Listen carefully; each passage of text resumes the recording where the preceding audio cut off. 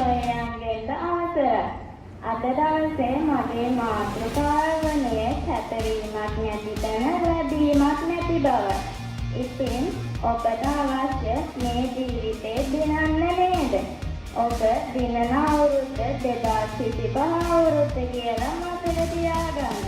ඔබ මේ කාලයක් ඔබේ හීනේ වෙනුවෙන් 120ක දායකත්වයක් ලබා දුන්නා නම් මේ අවුරුද්දේ ඔබේ හීනේ හැබෑ කරගන්න 100ක දායකත්වයක් කැප වෙන්න. අනිත් අය ඔබ ගැන මොනවා හිතුවත් මොනවා කිව්වත් ඔබ ඔබේ හීනේ වෙනුවෙන් කැප වෙන්න. අනිත් අය ඔබ මොකද කරන්න කියලා අහද්දිත් ඔබ ඔබේ හීනේ වෙනුවෙන් කැප වෙන්න. අනිත් අය ඔබ ජීවිතේ දිනන්නේ නැද්ද කියලා අහද්දිත් ඔබ ඔබේ හීනේ වෙනුවෙන් කැප වෙන්න. ඔබට ඔබේ ජයග්‍රහණය දැකීමට අවශ්‍ය නම් තත්පර මිනිත්තු පැය මේ හැමදේම ඔයාගේ හීනේ වෙනුවෙන් කැප කරන්න. ඔයා ක්‍රීඩකයෙක් නම් ඔයාගේ සියලු කාලය ක්‍රීඩා පුහුණුවීම් වලට යොදවන්න.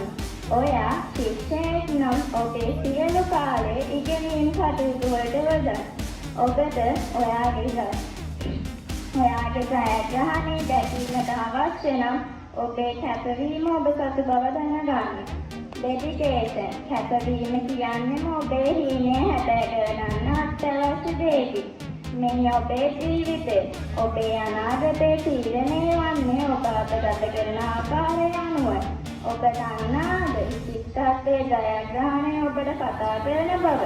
නමුත් ඔබේ විශිෂ්ටත්වයේ ජයග්‍රහණය ඔබේ කාලය ඔබේ ශක්තිය ඔහේ තියෙන හැරියොත් ඔබට ජයග්‍රහණය කිරීමට නොහැකි බව.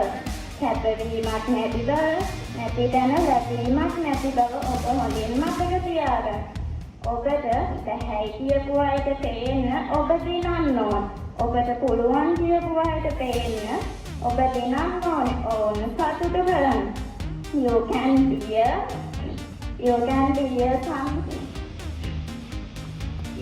be a royal elephant, someone who can fly in the along sky. Don't trust luck all the time.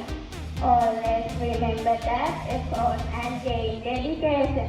That's the end, my speech. Thank you all for listening.